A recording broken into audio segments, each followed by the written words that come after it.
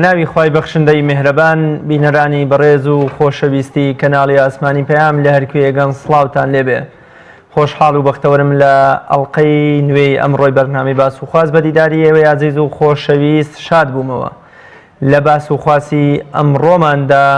باز لە هەستکردن بە چاودێری خوای دەکەین. خوای گەورە لە قورئانە پیرۆزەکەی خۆیدا لە ئایەتێکدا دەفەرمێت إن الله كان عليكم رقيبا واتە بێگومان خوای گەورە بەسەر کار و کردەوە و هەڵوێست و ژیانی ڕۆژانەی هەر هەموو بەندەکانی خۆیدا چاودێر و ڕەقیبە. پرسیار کرا لە پێغەمبەری خوا صلی الله عليه وسلم ئیحسان چییە و بۆمان ڕوون کەرەوە. پێغەمبەری خوا صلی الله عليه وسلم فەرمووی ئیحسان واتە یام خدا بپەرستە بەو شێوەیە یاوا هەست بکە وای دابنێ کە تۆ خوای گەورە دەبینی و لە بەرامبەر ئەودا ئەو پەرستشە ئەنجامەدەی. ئەگەر تۆ خوای گەورە بە چاوەکانی خۆت نابینی ئەوا دڵنیا بە خوای گەورە چاک تۆ دەبینێ و هەمیشە چاودێریت دەکا. ئەبوو سلێمانی دارانی کە یەکێکە لە زانە هەڵکەوتوەکانی تابعین ڕەزا و ڕەحمەتی خوای لێبێ دەفەرمێت جوامێری و ئازایەتی بۆ مرۆڤ ئەوەیە لە شوێنێکدا نەبینرێت کە خوای گەورە پێی ناخۆشە و ڕەزامەندی لەسەر ئەو شوێنە نییە و جوامێری و ئازایەتیشی ئەوەیە لە شوێنێکدا ببزوێ و ببینرێ و کار بکە کە ڕەزامەندی و خۆشنودی خوا لەسەر ئەو شوێنە هەبێ. گەنجێک بە ئیبراهیمی کوڕی ئەدهەمی گەورە زانای گوت پێم خۆشە یا ئارەزووی ئەوە دەکەم کە گوناه و تاوان ئەنجام بدەم. ئیبراهیمی کوڕی ئەدهەمیش پێی فەرموو بڕۆ تاوان و گوناهەکانت ئەنجام بدە بەڵام بەمەرجێک لە زەوی و ڕزق و ڕۆزی خوا نەبێ و دووەمین مەرجیشی ئەوەیە با چاودێری خوایی و مراقەبەی خوایت بەسەرەوە نەبێ. ئەگینا چۆن شەرم ناکەی کاتێک کە خوا دەتبینێ لە کاتی گوناهدا و لە زەوی و ڕزقی خوادا ئەو گوناهت ئەنجام داوە. هەمومان گوێبیستی ئەو چیرۆکە بووین کە دەگوتێ مامۆستایەکی سەرەتایی بە قوتابیەکانی دەڵێ یام هەندێ باڵندەیان دەداتێ و پێیان دەڵێ بۆ ڕۆژی داهاتوو هەر کەسەتان باڵندەی خۆی سەر ببڕێ و بۆم بهێنێتەوە بەڵام بەمەرجێ هیچ کەسێ نەتان بینێ. هەر یەک لە قوتابیەکان یەکێک لە ژوورێکی تاریک یەکێک لەژێر پردێک یەکێک لەژێر باخێکدا بۆ ڕۆژی داهاتوو چۆلەکەیان باڵندەکەی دەستیان سەردەبڕن و دەیهێننەوە بۆ مامۆستاکەیان تەنها قوتابیەکیان نەبێ کە باڵندەکەی بە زیندویی و بەبێ سەربڕاوی دەهێنێتەوە بۆ مامۆستاکەی. کاتێکە مامۆستاژ لە هۆکارەکەی دەپرسێ ئەویش دەڵێ لە هەر شوێنێک چووم هەر کوچە و کۆڵانێ هەر تاریکایی ڕۆشنایە هەستم بە مراقەبە و چاودێری خوایی کرد و خوای گەورە منی دەبینی بۆیە باڵندەکەم سەر نەبڕیوە و بۆیە مامۆستاکەش زۆر وەسف و سەنای ئەو قوتابیەی کرد و بە قوتابیەکی زیرەک و عاقڵی دانا. لەم بەرنامەیەدا باز لە حیکمەتی بوونی چاودێری مراقەبەی خوایەکەین بەسەر ژیانی بەندەکانەوە. بزانین سوود و گرنگی و حیکمەتی ئەم چاودێریە خوایە چییە و چه ئاسەوار و کاریگەریە بەسەر کۆمەڵگە و تاک و خێزانەوە جێدەهێڵێ. بۆ مەبەستە میوانداری زۆر بەڕێز مامۆستا فەتحی زراری زانای ئاینیم کردووە کە لە ستۆدیۆکانمان لە شاری ئەولێر میوانی ئەمڕۆی بەرنامەی باس و خواز دەبێ. مامۆستا گیان سڵاوی خوات لێبێ و سپاس بۆ ئامادەبوونت. سڵاوی خۆ لە ئێوە و لە هەموو بینەران و بیستەرانی کەناری ئاسمانی پەیام بێ ئینشاءالله خوات جای خێرتان داتەوە ئینشاءالله. مامۆستا گیان دووبارە زۆر سپاس کە ئێمە دەڵێن مراقەبەی خوایی و چاودێری خوایی مەبەستمان لە چییە یان وەکو تعریف و پێناسەیەک پێمان خۆشە بزانین مراقەبەی خوایی یانی چی؟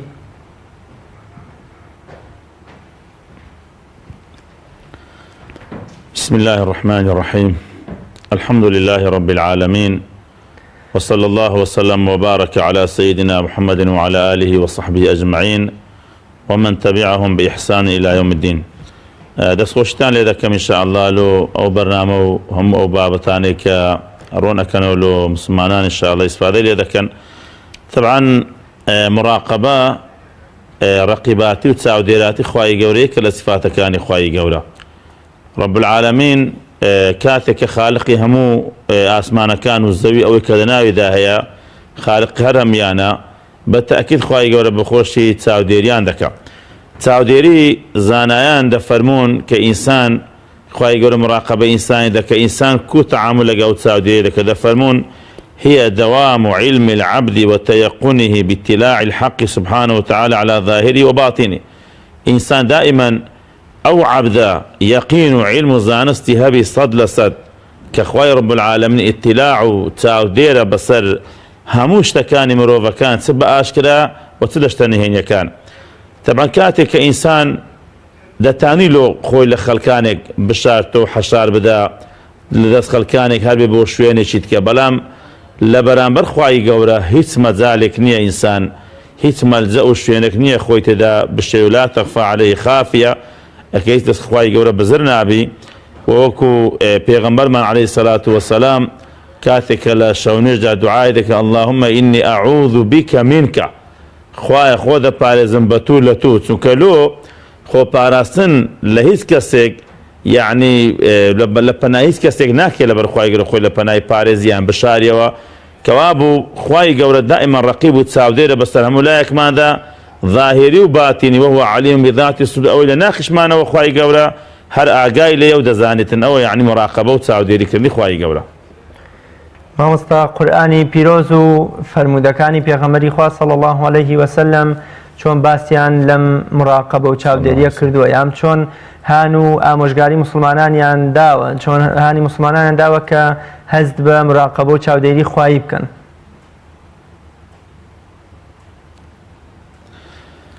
ولا بالتأكيد خوي رب العالمين أو هم ناو صفاته هناك لكن ناو صفاته كان رقيبة وكان الله عليكم رقيبا إن الله كان عليكم رقيبا كتسن لسندين آية خوي قول باسي أو رقيبات مراقبة خوي دكا وكو بيغمر عليه الصلاة والسلام لا تسندين حادثي بيروزي دا بعض دكيك لو أنا دا فرمي اتق الله حيث ما كنت لهرش أنا تشبه تقوى خوي بكس كخوي قول لبيع وهو معكم أينما كنتم لشين داري بخواي قول قرتانا بعلمه بديتنه ببيستنه بهمش تخواي قول قرما إن ربك لبالمرصاد الذي يراك حين تقوم وتقلبك في الساجدين كاتك لأني بشوارس إخوائي قولوا بيني كواب الإحسان أن تعبد الله كأنك تراه فإن لم تكن تراه فإنه يراك لو يبراستي إنسان دبي زور أقدار بي أقل هر كاميري چي دنياي ما لصبي بحذر جولي دكين ودا جولينو بلا ما قال بيتو إما هز بكين ككاميري إلهي ما لسرا كوا إما يعلم خائنة الأعين وما تخفي الصدور كأودوش تلعب دكان دورا يعني أويك لا قلنسك تساوي دا إنسان بي دبا خواي قبل أقدارا وأود ناو سينقو درون إنسان خواي قبل بي أقدارا إذن كوابو خواي قبل دمان بيني ونك دمان بيني ناخش مان دبيني مشكو فكره هزدكارش مان دبيني كاتك كبير دكين ولو يدبي إنسان إيمان دا لجدر أو مراقبة خواي قبل عبادة كان أنزام بدا ولجدر أو مراقبة إلهيي دبي خوي بارزي لقناح وتعوانو هلا وغلطة كان إن شاء الله. مامۆستا حکمت لەبوونی ئەم مراقبە خواییە چاودێری خوایی بۆ ژیانی بەندەکان لە چیدایە؟ چه حکمتێکی تێدا هەیە کە خوای گەورە مراقبەی بەندەکان یەکات لە کردەوەی باش و خراپیان؟ ولا بالتأكيد هر كاتيك أجر بندكان هستيان بو اطلاع خوايا وتاودير خوايا كرد يعني كم ترخمنا بن لعبادة كان وخوا برستي كان ناتاني نويجنك ناتاني خيرنك ناتاني لمعاملة كان دا يعني فروفير بك ولا همان كان دا أجر هستي بو مراقبة إلهية كد أو إنسانا يعني ناتاني قناح وتاوان وخراب أنزام بدا خراب أنزام بدا وهر كاتش كمروفا كان أجر واجبات كان خويان زي بدي كرد و أوش تانك قدر كراون الحل ظلم وقتل وسحر وزنا وبيديني وغل وغش وفروفير تاكو تاي خوي باراز بالتأكيد أو إنسانة يعني بتا إنسان شي تندرست يعني جان ستاندري دبيتن وأو إنسان دو دبي لخرابي تو أقر بي وتمشى بكي أقر ظلم ناك كانك بظلم غديان ليدك لي بلام أو كسانك توشي براو فتنة مصيبة جيان دبن لسا دزي لسا قتل لسا زنا لسا دايم بيسي لسا خرابي همو كسانك هاد بمراقبة إلهي ناكن كواب إذا نقا إنسان هەستی بەو مراقبە ئیلاهیە کرد ژیانەکەی زۆر ژیانێکی یعنی ستاندەر و مەزبوط دەبی لە دنیا دوور دەبی لەو مشاکلانێکە خەڵک تووشی بەوە بە تەکید لە قیامەتێ ئەو ئینسانە سەربەرزە و ژیانێکی ئاسوودەی هەیە و کاتێککە کەسێک یعنی لە ژیانیدا دەخەوی هەر دەستی دەڕوا ئەگەر زولم و غەدی لە هیچ کەسێکی نەکردبی لە بەر مراقبەی ئیلاهی بە تەکید ئەو ئینسانە بەخۆشی دەژی لە ژیانیدا کەوا بوو کاریگەری زۆرە لە سەر ژیانی مرۆڤەکەن ئەو يعني مراقبة إلهية كإنسان عمل بيبكى وإنسان رتاي بكاتن بۆچی هەندێک لە مرۆڤەکان هەست بەم چاودێریە ناکەن یام لەگەڵ بوونی ئەم هەموو چاودێریە خواییە و بوونی بێگومانی چاودێری خوایی بەشێکی زۆر لە مرۆڤەکان پێچەوانەی ویست و بڕیارەکانی خوای گەورە ئەجوڵێنەوە و کارەکەن ئەو جە بەتەکید خۆ ئێمە دەزانین و دەبینین ئەوانەی کە تووشی شەرمەزاری دەبن لە دنیا تووشی یعنی مەشاکیل دەبن تووشی یعنی ناو زبردانی مێژوو دەبن خۆ ئەوانە هەموو لە بەرەوەی چاودێری مراقبە ئیلاهی خوای گەورەیان نەکردیە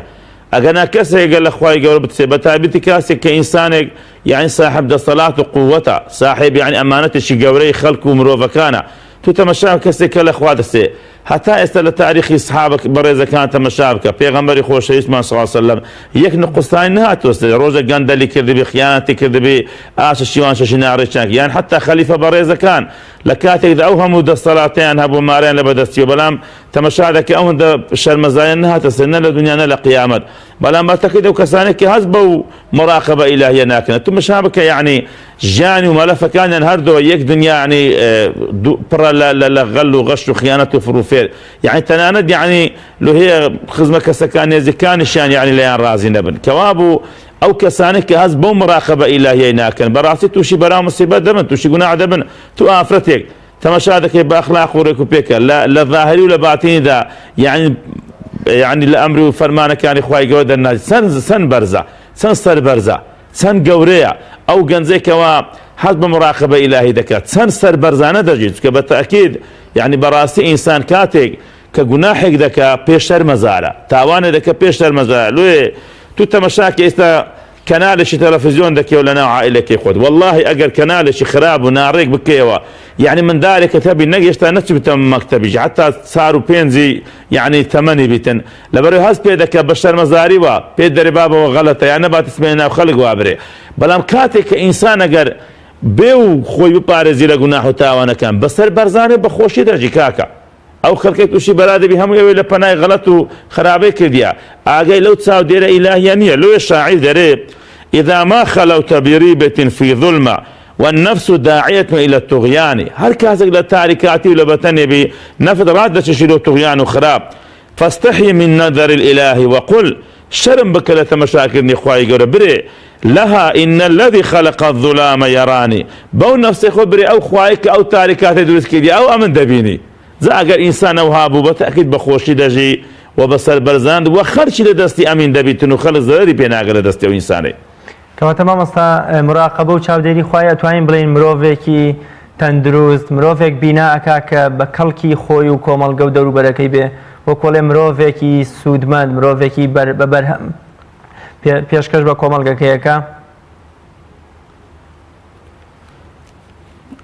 بەتاکید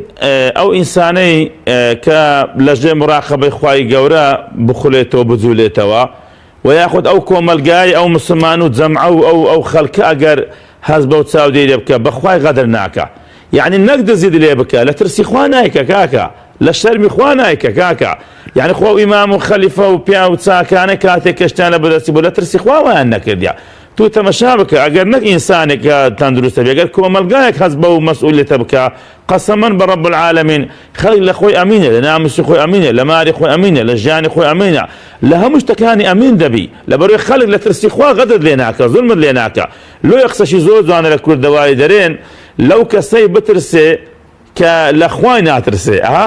ئەو کەسێک کە لە خوا ناترسێ شەرم ناکە ئەو کەسە لێ بچێت کە هەموو شتێکی غەڵەت دەکا بەڵام لەو کەسەی مەترسێ کە لە خوا دەترسێ کە ترسی خوای گەورەی هەبوو لەژێ مراقبەی خوای گەورە بوو بە خودایەت و پارێزەریش لە خۆ نەکەی يعني خوای گەورە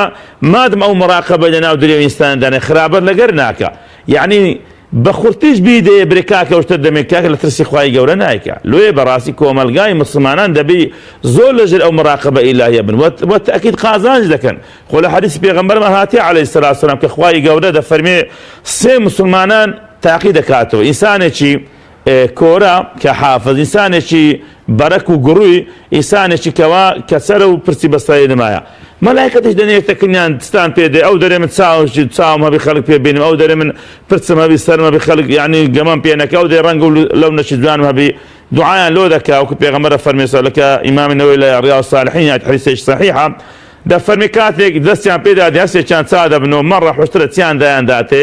فترەك پێ دەڕوە پێ دەچیتن دەست تۆ لەسەر هەمان شێواز و سوورەت دەستەکەن کابرای کە سەردەرێ ئەمن پیاوێکی فەقیرم لێم قەومامە خوای گەورە ئەو مارەی دایتت و خێر و چاکت پێ بکە دەرێ نەخێر ئەو مارەیە خۆمەوە هیچی خوای نییە یعنی بزانە هات بە مراقەبەی خوای ناکە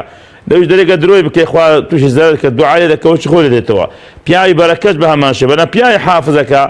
دەرەبەری ڕاست کە ئێمە چاوم نەبخوا چاوی دامن مام نەبخوا مای دەم ئێستا چ دەی وەڵڵەهی دەستت ناگرم دەرێ خوا بەرەکەت بێتە ماری تو جا تەمەشا بکە دوو نەفەرەکەیدی لە دنیای زەرەریان کرد بەڵام ئەوی نەفەری سێم لە دنیاش قازانجی کرد برایەکانم خوشکان و برایانی مسلمان و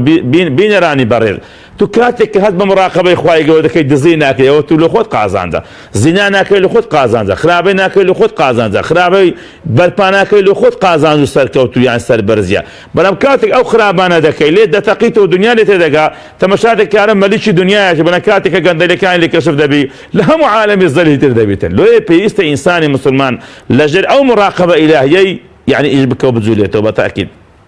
مامۆستاگیان وەگەزانین کۆمەڵێ سیفەت هەن تایبەتمەندی خوای گەورەن و هیچ پشکویان بەشێکی بە مرۆڤەکان نەدا وەکو کیبر و خۆ بە گەورەزانی و خۆ بە شانازیکردن بە خۆ کە ئەمە سیفەتێکە بۆ خوای گەورە زۆر جوانە بەڵام بۆ مرۆڤەکان زۆر دزێ و ناشرینە ئەتوانین بڵێن سیفەتی مراقەبە و چاودێریش تەنها سیفەتێکە پەیوەندی هەیە بە خوای گەورە و مرۆڤەکان نابێ بەکاری بێنن بۆیە ئیسلامی پیرۆز زۆر دژی کەسانی جاسوس و سیخوڕیا ئەو کەسان کە ئەچێ بۆ ماڵی دراوسەکەی نەهی کردووە کە بەسەر دیوارە بچێیان لە کونی دەرگاکەوە سەیری ماڵە دراوسەکە یان ماڵی خزمێکی بکە ئەتوانین بڵێ ئەم سیفەتە ژاوشێوەی چەند سیفەتێکی تر تەنها سیفەتی خوایە و نابێ مرۆڤ تێیدا دەست و پشکی هەبێ بالتأكيد زۆر شتێ لە خوای گەورە دەگونجێلۆمە ناکرێت کەم ئێمە عەبدین خوای گەورە خالقی ئێمەیە بۆ منە خوای گەورە سوێن بە وەخت و کات دەخوا والشەمس وضحاها والليل إذا يغشى والضحى خوا سوێن بەوان دەخوا بەس لۆ ئێمە جایز نیە سوێن بەوان دەمە سوێن بە خوای گەورە بخۆین ئەو سفاتانەی کە باسی کرد کە لەوانە مراقەبەیە مراقەبە دوو نەوعە مراقەبە ئەگە بەمەعنە تەجەسوس و يعني هالكتانة نهينيا كان يخرج بي طبعا لروي الشرعية وحرامة وقناحي شي قورشة ولا تتجسسوا خويا رب العالمين سباب التجسس بل هندك مراقبة هي لو إنساني مفروض بلون منا كابرايا كسروشي ولا تجدي مراقبة دوائر كان بكا بوت ساوي كإصلاح يعني بكا كباب يعني قوري مارو من دارك يخوي دي مراقبة من دارك كان بكا بزاين موبايلك يتي دايا بزاين داخل كتاب خانك يتي دايا بزاين داخل الشوانه وكره وكتسدك يعني او نوع مراقبه وكو يعني او كبيغمبر فرمي صلى الله عليه وسلم كلكم راع وكلكم مسؤول عن رعيته وتاريخ لا ينقد ساوديره اقب معنى ساودير لسواز بكان يخوض بويق الشرعيه بلام بالتاكيد كسك مراقبه خل من راقب الناس ما تهمن او مراقبه خل شي ذاك له راسي وبخم خفته ودمري داخل انسانه السياره كيتي لك داخل معاشك كيتسندا داخل باري تسندا داخل خانو كيتسن قاتا داخل تسيه تينيا يا تمشاي مناو ماري خلق بالتاكيد وانا قدر كراون وصفات انسان ايمان دارنيا ناشر انسان مسلمان وشتانه بين زي بالتاكيد بيخوي لي باريزي وانصا بشل اتوان بلين نياراني اسلام باز لو دكن ك بوونی مراقبە و چاودێری خوایی بۆ ڕسواکردن و شەرمەزارکردنی مرۆڤەکانە لە ڕۆژی قیامەتدا ئەمە تا چەند وایە ئایا خوای گەورە دەیەوێت بەم چاودێری مراقبەیە مرۆڤەکانی سەرشۆڕ و شەرمەزار و ڕسوا بکایان بە پێچەوانەوە دەیەوێت سوود و قازانجێکی گەورەیان پێ بگەێنێ چۆن وەڵامی ئەم جۆرە مرۆڤانە بدەینەوە کە پێیان وایە مراقبەی خوایی بۆ شەرمەزاری و ڕسوایی مرۆڤەکان دانراوە نا طبعا وانيت ككسك خمخور و گەورەی شتانێک بلە بەدەستی خۆی مراقبە کردنیوی لو أوينية تدون منا أو كسانك أو رخنا دقر نعوذ بالله الإسلام لخواي جورا كاتك أوان بخويا مراقبي إيشو كاركاني خويان أو طلباني خويان دكان داخل خندنا كنا أو كسانك موظفا لجي دستيوان داخل أوان كنا مراقبي عائلة خوي دكان داخل كركي درسي خنديا بدزي من داركي تمشاي موبايل ناو نازانم تسيو فيسبوك كي دكا تمشاي ناو دفتركاني دكا تمشاي دكا لو أوينية كوان مبستي بي عقوبة بي لمحبة خوش يستيع كاتش كخواي جورا خالقي إيميا كرب العالمين رازقي إيمي كمخو من أوهيت ماني خواي جورا بالتأكيد كمراقبة من ذاك له أويا يعني تساو ديري من بك خواي جورا لها ما كان ذا له أوي كأما هزبك إخوان مراقبة من ذاك له إخرابنا كين أجر قتابيكو يعني روليك بزاني تلك ما مستايا كيان باوك كبرا جورا كيان ذاكي كوا مراقبة وتساو ديري ذاك خوي ذا بارزي لخرابي نازل حد وسرك وتنديني بالتأكيد خواي جورا إيمي يخوش شوي يعني أول محبتي خواي جورا ويا كلا محبتي خواي جورا لو إهانة كرني إيمانية أجنات مشاعرك أو كسانة دبيني هزار يك جناح وتاوان ذاك للدنيا خو أجر إستا هر یک لو کسانه لوهی بدیان غلط و خرابی وانه بگه خواهی گوره کشفی بکه لپیش تای خلق بتأكيد فزع ده بلا دنيا هم خرج جاين دزانتنو يعني هم الدنيا بدفاع بيناخي لو خواهي گوره وانه كاتي موسى پیغمبر عليه السلام اللي كان يجي بارانه اذا كان بارانه دباري فمن يا الهي لو باران نابري هم خلقه پیغمبر چ خواهي دعا لك فرمي پیاش گنا عبات انت هدايا موسى پیغمبر عليه السلام فرمي كاكا پیاش گنا عبان نايم باتوبه بك يعني بيت دربا ما دعاء بكين لناكو باران باري خواهي فرمي يا إلهي كسنها تدري باران كو باران فرمي يا موسى توبه كت فرمي يا ربي خواهي بيمبري أو بياوة چيبو فرمي يا موسى كاتي قلنا عبار بيمنا قلت يستا توبه كت كو بيدري يعني انت مشابك مراقبة إلهي لو عقوبانية ما مستاياش درسوز مراقبة أو مطالبة ذكاء لدرسوزيتي بلا مقر إهمال يام بكال يام بقري دخيني ناخيني تزلوا بجي لبر لبرني واني لو يكاتي خلق درسوزكي ناو إسلامش كأوها ده صلاتي هاتا بدسي مراقبة كده كان الإمام عمر يكون خطاب لقى سالم كمولاي كيبو نيو الشوام بالتاريخي بما بناو الشاري مدينة ده صورة وكاتي كتاريخ بماندي بودان لشوين بالديوارة شي أو إمام قوري خوي يحزلين الأمار من داري خوي راب يريدان شنو لخوش دابجي بلامنا دبيت ساو ديري خلق دا خد تشتك إنه هينك يا لبرين مسؤول ومراقبة لو يكاتي جاي لي بآفتك بانجك تكيدك إذا يقولك تمنك آية دوش تدك قلت لي يقول كسشي دين دار فمي داي عادي عمر يكون ختام براوي نكت ونابي كس آية للشركة قلت إذا أخو عمر آقاي لإيمانيا إذا قلت إذا قال عمر آقاي لنبي خواي عمري آقاي لإيمانيا تمشاك أو مراقبة إلهيي زالو إمام عمر فرمي أو ما أريد دس نشانك كاتك السبين كركاني بانكر نخرك إنه فرمي شيطان بيستي فرمي أمن اختيار بما بيتاقد ما تاقد منه يا جناو آفرته إذا خوازم لو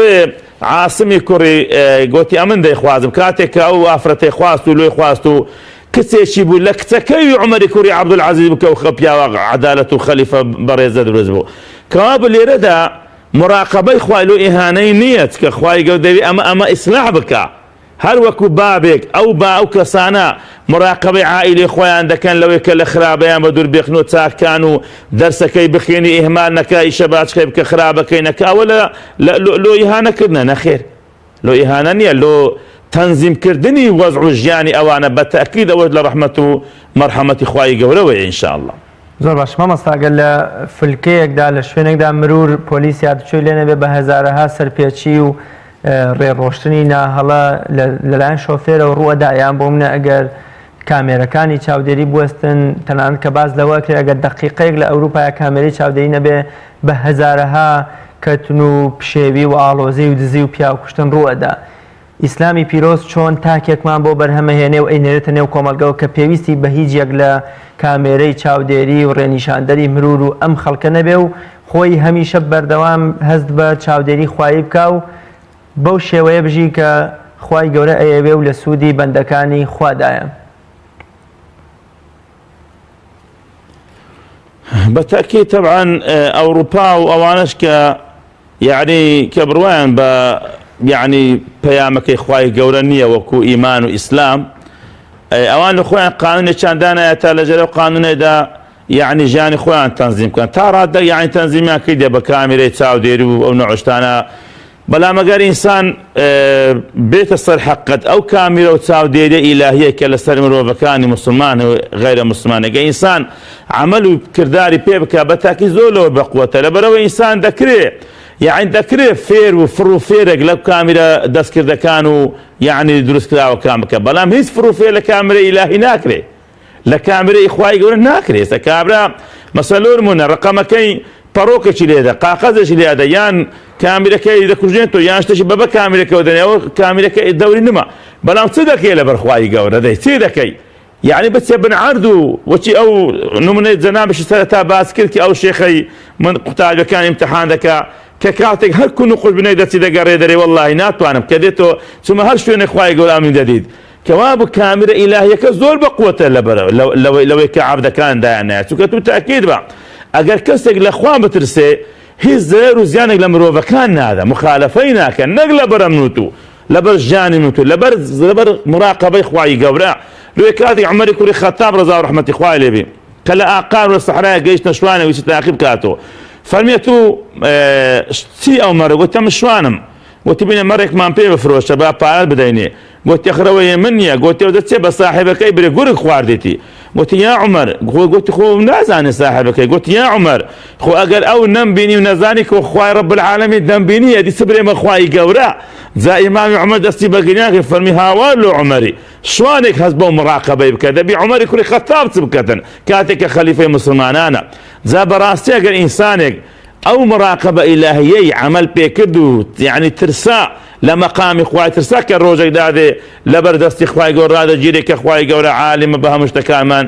بەتەکید ئەو مرۆڤانە زۆر بەخۆشی دەژین ئینسان لە ترسی خوا شتەکەی ناکە ئەوە مراقبە ئیلاهیەکە زۆر بەقوتە لە کامیرەکانی کە دەستکردن ئەوانش باشن بەس ئەوان شتی جزئینە بەسیتن بەس مراقبە ئیلاهیەکە زۆر بەقوتن چکە بە لەحزە لێماندا نابڕێ بەتەکید ئەوایە مامۆستار ئەم هۆکارە مادیانیان بۆ نەبوونی مرۆڤ لە ژیانی مرۆڤێکی تردایم ئامادەگی کامێرەکانی چاودێری و ترافیک لایتەکان شتێکی ڕواڵەتیە دەن وەکۆڵێ ئەو مرۆڤە لە ناخیدا ئەگەر دەست بێ بە نەمانی ئەم شتانە ئەگەر خیانەتکار بێ بە نەمانی کامێرەی چاودێری و مرور و ترافیک لایتەکان ئەچێتەوە سەر ئەسڵەکەی خۆی ئیسلامی پیرۆز یام قورئانی پیرۆز چۆن کار لەسەر ناواخن و ناوەڕۆکی مرۆڤەکانەکە یام چۆن وا لە مرۆڤەکان لە ناوەڕۆکدا لە دەرووندا هەست بە مراقەبەی خوایی بکە ئایا مراقەبەی خواییش بەدەر لە جەستە و ڕواڵەت و کردەوەکان بۆ ناواخن و ناوەڕۆک و دەرونی مرۆڤەکانیشە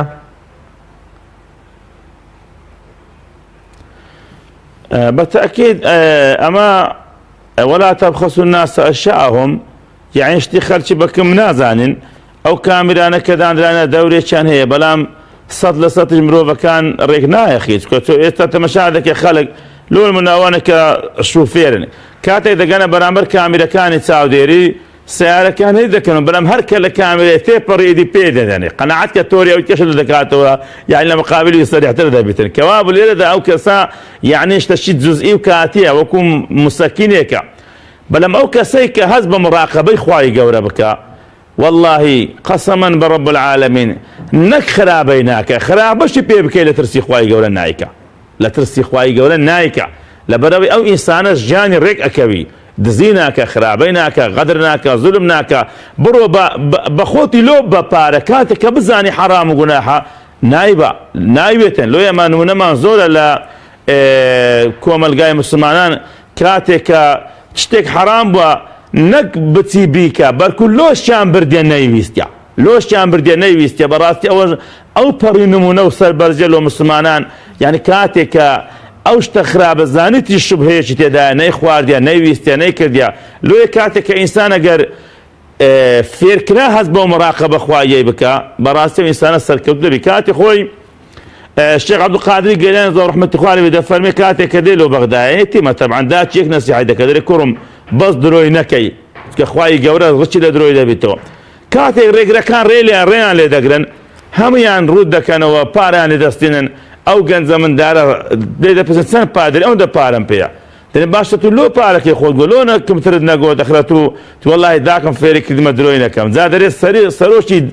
ستكان ودزكان هاد قلت والله مادام أتو من دارش درويناكي حق تقول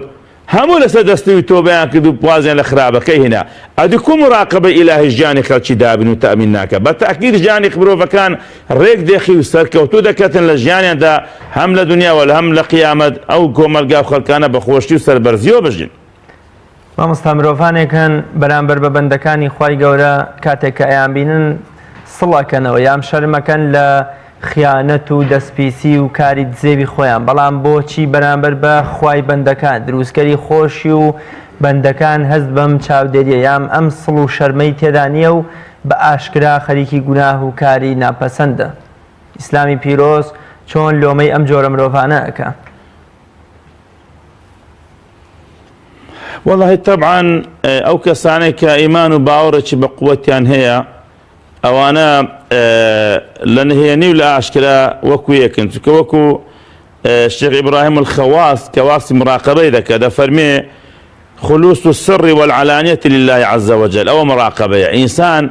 بە ئاشکرا و بە نهێنی هەمووی وەکو یەک بی لە خوای گەورە ئەوە معنای مراقبە پێکنی مراقبەی خوای گەورەیە. بەڵکو سەلەفی ساڵح کاتێک کە بە نهێنی بووینە عیبادەتەکەیان جوانتر کردیا یعنی ئیشەکانیان باشتر کردە کاتێک کە بە نهێنی بووینە لەوەی هەز بکەن بزانن کە ئەو نەفسەی فێر بکەن کە ئەمن لۆ خوای گەورە دەسوڵحێم یعنی ئەو نوێژ خۆ پێغەمبەری خۆشەویستمان وابە عەلەیهی السەلاتو وەسەلام کاتێک کە نوێژی لۆ خەڵک کردیە بە جەماعەت نوێژەشی وەسەط بووە بەڵام کاتێک کە شەو نوێژی کردی ئەوەندە لە پێوە ڕاوەستای حتا داکمە عایشە دەفەرمێ پێیەکانی هەمووی یعنی هەر دەفابن پڕی خین بوو قەناعەتم پێ بکە بەس لە ڕکعاتێکی سوورەتی ئالی عیمران و نیسا و بەقەرە هەموو خوێندیە یەک جاری لە سەحابە هەنە نوێژ درێژ نەکردەوە کەوا بوو دەبێ ئینسانی ئیماندار ئەو کەسەیەکەوە لە نهێنی و لە ئاشکرادا یعنی وەکو یەکە بەڵکو یاخود لە نهێنی هێشتان زیاتر مەزبوطتر دەبێت لە ئێشتەکانی ئەوە یەک. خاڵی دووەم ئەو کەسانەی کە لە ئاشکرا یعنی خۆ دەپارێزن مەلا لە نهێنی گوێ نادەنێ یەستەخفون من الناس ولا یەستەخفون من الله یعنی ئەوان شتان بزر دەکەن لە خەڵکی بەڵام لە خوای گەورە بزر ناکەن وهو معهم بەڵام خوا لەگەریانە بەڵام کەوا بوو دەگەڕێتەوە سەر ئەو کەسانە ئیمانیان زەعیفە یعنی ئیمانێکی پتر و بە قووەتیان نییە کە بزانن خوای گەورە دەیان بینی جا ئەو جۆرە کەسانە زۆر لە تووشی خراپە و غەڵەت دێن ئەگەر تۆبەی نەکەن بەڵام کاتێک جارێک دوو جار سێ جارش هەڵەی دەکەن خوای گەورە لێیان دەبووری بەڵام ئەگەر هەر بەردەوام بوون خوا لێیان کەش بکە لۆ کابرایە لەسەر دزیێجیدا زۆر پاڕاوە ئیمامی عومەر فرمي لو ذكر فرمي يا إمام والله كم زارة قسم بالله بخواي قول فرمي والله خواي قول زارة كم فزعدناك بس راسي بيبري فرمي والله أو تسندين زارة دزي بكم أو زارة كشف أشكدابو يعني كوابو أو كسانك لنهيني يعني جنادنا خرابي أو أنا براسي زور خطرة لبروي توشي جناح وتاوان دين وزرد دكن ودستسر بابي نعوذ بالله إيمان ضعيفي باب النفاق واب ما بارز إن شاء الله. مامۆستا سوود و بەرهەمەکانی مراقبەی خوایی مرۆڤێک کە هەست بە مراقبە و چاودێری خوایی ئەکات چه سوودێک بە خۆی بە ئیمانی بە خێزانەکەی بە دنیا و بە دوا ڕۆژی ئەگەیەنێ؟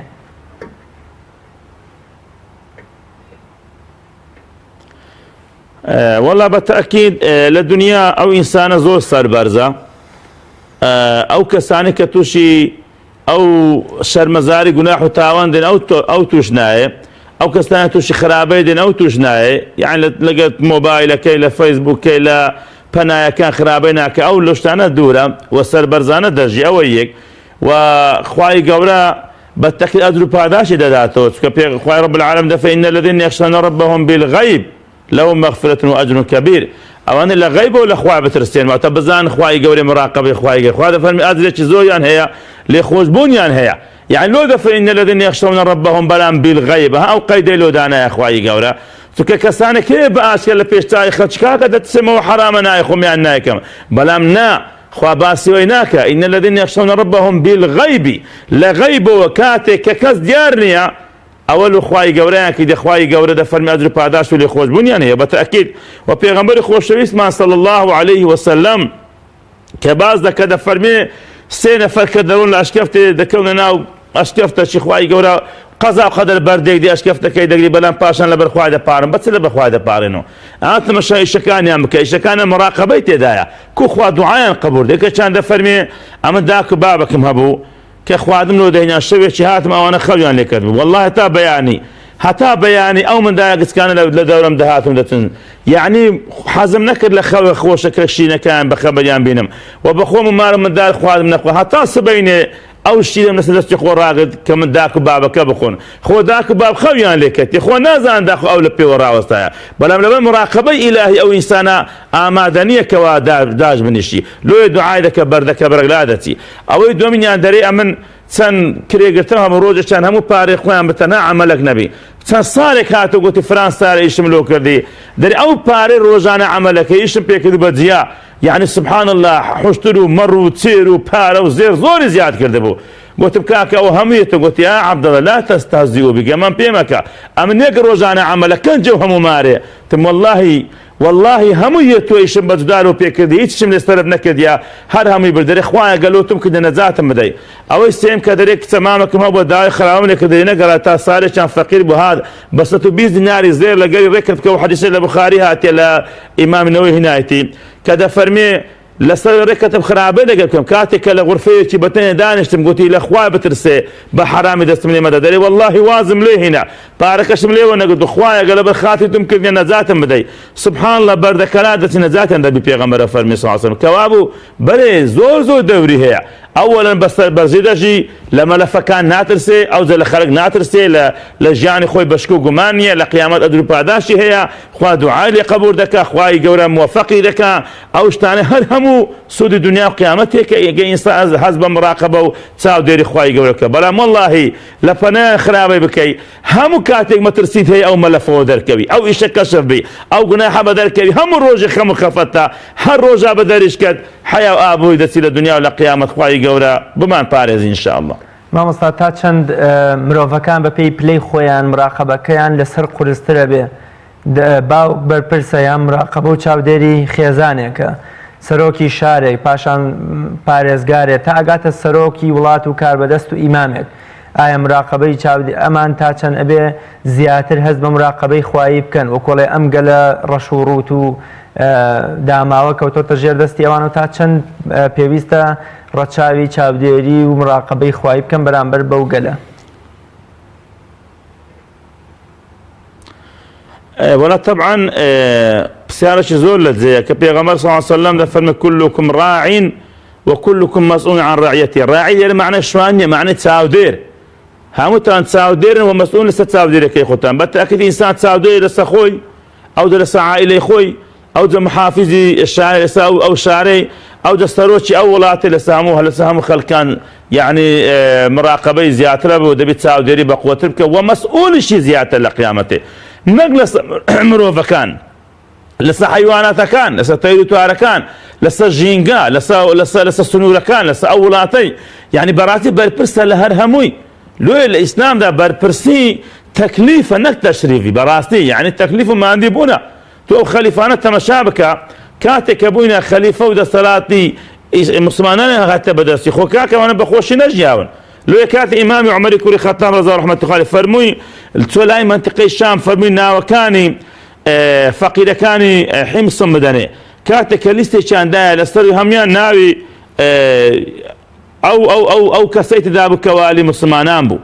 سبحان الله قلت اولويتي هدايا والله لهنهم يا فقير زادري ده زاد ناوي له هناك كاتك كسو لماري دقريا بارك خيزاني قلت قوما خليفه مسلمانان مردي قلت لوي قولت قوما قلت تقوما مسلمانان تيش كان قلت لوي قولت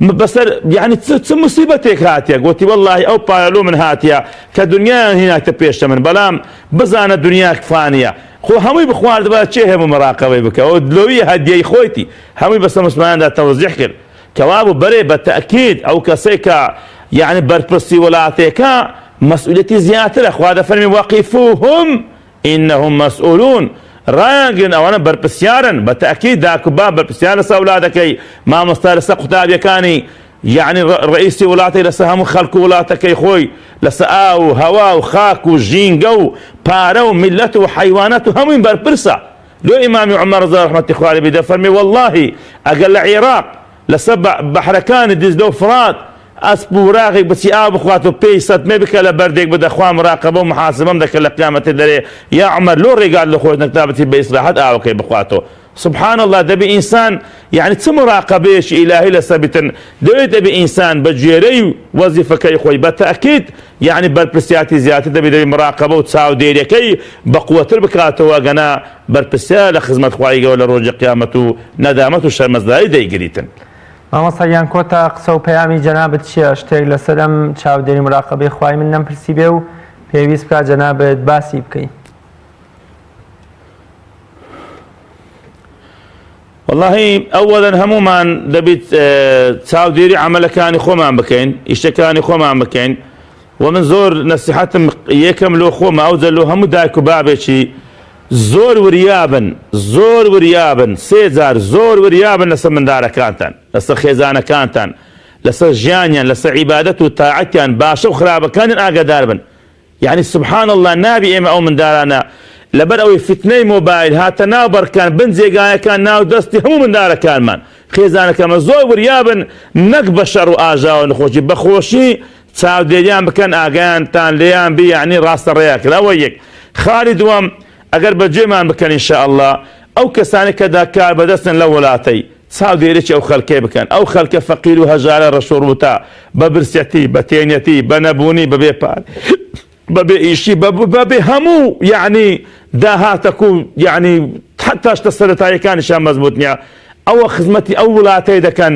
لە خوای بترسێن ئێوە خوای گەورە مراقیبە لەسەرتان چاودێری ئەو خەڵکە فەقیر و هەژارێ بکەن